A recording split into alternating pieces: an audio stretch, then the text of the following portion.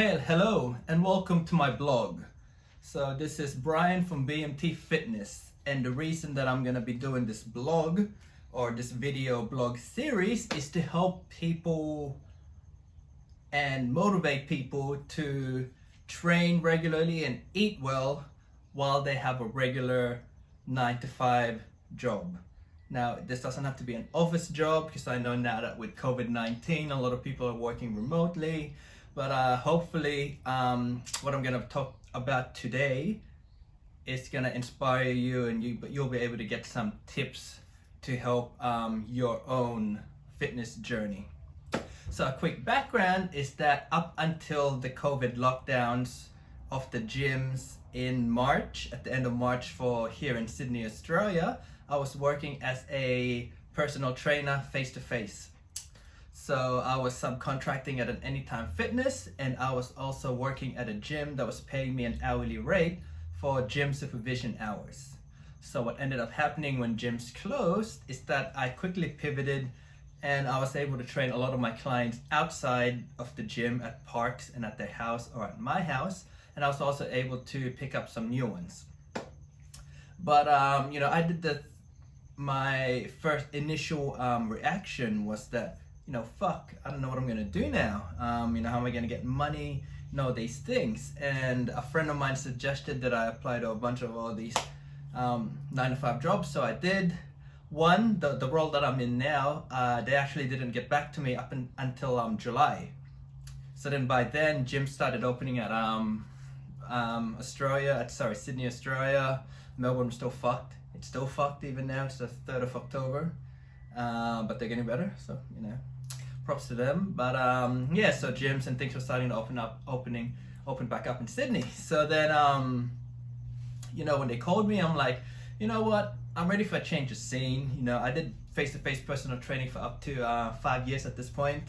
And I was just over getting up at 4:30 a.m., 4 a.m., 3:30 a.m. to train people, and not being home until 8 or 9 p.m. and evenings. So I'm like, fuck it, I'll take this role. Might be something that I enjoy. So fast forward 3 months now since I've been at the role, and what I really wanted to touch on today is the things that I have put in place the past 3 months to ensure that I still keep making gains at the gym with my own training. So I work 8:30 to 4:30, and I train clients after I finish work. So it didn't leave me much time to train for myself. So then I'm gonna be talking about that. So I wrote down what I'm gonna talk about, because I tend to waffle on and I forget what I'm supposed to be talking about. Okay, so the first thing I'm gonna talk about is the strength training portion. So my strength training portion, I'm still training 4 times a week. Doing a lower body, upper body, lower body, upper body type split, focusing on the deadlift, bench press, overhead press, and the squats. So I'm still powerlifting type training. That's what I was doing pre-COVID, and I just wanted to see how strong I could get at a lighter body weight, because during the COVID lockdown I lost 3-ish kilos due to not doing a lot of things, because lockdown, you couldn't really do much. So the way that I was able to fit in my strength training schedule is that my week actually started on a Saturday, because how it normally would work is I'd train some clients up until just before lunchtime at around 11, then I'll train myself to make sure that I get it in. So on Saturday I do a lower body with a squat focus, and that session is usually 1.5 or 2 hours. And that's the same for a Sunday. Normally it's an hour and a half to 2 hours, and it's an upper body training session. So on a 4-day split, I've already knocked down 2 days. So I only needed to find 2 days during the week to train. So those 2 days ended up being Tuesdays and Thursdays after work. Now that even though my role is essentially half on field, half in the office doing paperwork, but even though if I'm not doing much, I still get tired, because it's at the end of the day and I normally wake up early. So then my training session during the week, I really only do an hour and a half, including warm up to the end, which equates to around 2 to 3 different exercises. You know, for a lot of people who believe you need high volume, like a lot of reps and sets to make gains, that's not true, because I'm doing it at a low volume, lifting as heavy as I can, eating well, and I'm still able to get strong and lose body fat. So that's what I do for strength training days. So Saturday, Sunday, a little bit longer sessions, upper body, lower body, sorry, and then Tuesday, Thursday, upper body, lower body, a little bit shorter. Now, cardio wise, the only cardio that I'm actually doing is walking. So I try to get in at least 10. At the moment, I'm aiming for 12,000 steps per day. Now, like I mentioned earlier, my role is, depending on the day, either sitting a lot or out and about a lot. But even if I'm out and about, doesn't mean I'm actually walking. I might just be standing there doing my thing. So to ensure that I get enough steps in, I've been getting up at around 6:10 a.m. and doing a half an hour to 40-minute walk to start my day. Now, generally, a rule of thumb is that every 10 minutes is around 1,000 steps. But even at my slowest pace, I've found that I can get around 12 to 1,300 every 10 minutes. So I usually get 3,000 to 4,000 steps before I even go into work. So then the rest of the steps that I need just makes up my day-to-day walking and stuff like that. If it's a day that I'm not going to be lifting weights after work, then I tend to just do a bit more walking when I get home instead of strength training. So I really only lift 4 times a week now, and that seems to be working well for me.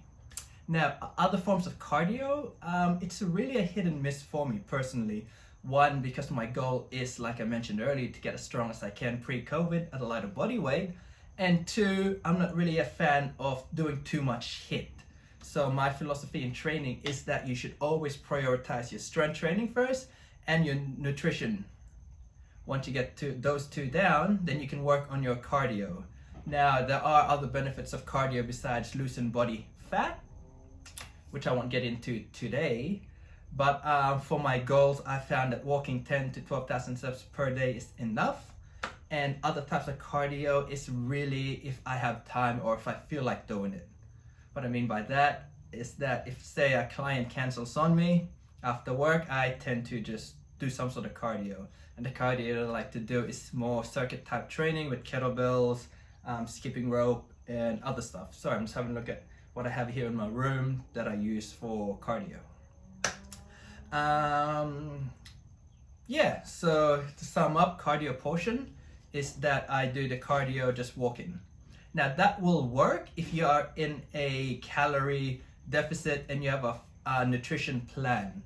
Walking in and of itself, unless you're very overweight or you're just starting out, it's not good. Will probably be beneficial for you in the short term, but in the long term, you need to start watching what you eat. Now, like I mentioned earlier, cardio does have a lot of benefits besides body fat loss or weight loss. That, you know, the reason that people do it besides, you know, fat loss and weight loss. But if your goal is to lose body fat, just walking without a calorie deficit or without a nutrition plan isn't going to do much for you. So me, I'm following a nutrition plan. That's why I am able to still get away with losing body fat and getting the walking benefits the cardio benefits just from walking. Yeah, so that's essentially all I wanted to touch on today. So again, it's a quick recap. 4 times a week strength training, focusing on bench press, deadlift, squat, and overhead press to make sure that I don't get Ceebs during the week, so I don't have to fight too many of the can't be fucked mentality and attitude. I start my training week off on a Saturday and a Sunday. 2 days done already. I just need to force myself to train the other 2 days, and at the moment that's Tuesdays and Thursdays. Cardio wise, I do 10 to 12,000 steps per day, making sure I get my steps in the morning, so I'm not struggling to get to 10 to 12,000 steps at the end of the day. And yeah, like walking and all these things I'm talking about, strength training and walking, my goal at the moment is to reduce body fat while still getting strong. To do that, you need to be in a calorie deficit and have some sort of nutritional plan behind you. So if you don't really have a nutritional plan or in a calorie deficit, then what I'm talking about will work. Only if you're a beginner or you have a lot of weight to lose, then it'll get to a point where it'll stop working, because you need to be in a calorie deficit and have a nutrition plan in order to keep making gains. Yeah, so like I'm actually just going to be talking about training today, and what I'm doing nutrition wise I'm going to talk about next time, because I'm also writing a blog with this. That's the note that you saw me writing. Let me see if I missed anything. Not really. So I'm writing a blog, and I'm using this like vlog style stuff to follow up. And I know some people don't like to read, so you can just watch this and listen to it. I'm going to strip the audio, so it's going to be on my podcast as well. So until next time, guys, if you have any questions, feel free to look me up. It's www.bmtfitness.com.au. Now, I know some of you from America, if you're watching this and you're in America, know that BMT Fitness is actually a Air Force training thing that you do in the Air Force. I didn't know that when I picked the name, and if the American Air Force wants me to cease and desist using the name, then I'll do that eventually down the track. But for now, seems to be good. On social media, Instagram, it's Brian, Bryan, Bacaoat, Bacaoat Fitness. And I'm eventually going to change that into BMT Fitness once I figure out how to change my username. If anyone can tell me, please, comment down below. And yeah, so keep making the gains, guys. I'll see you next time.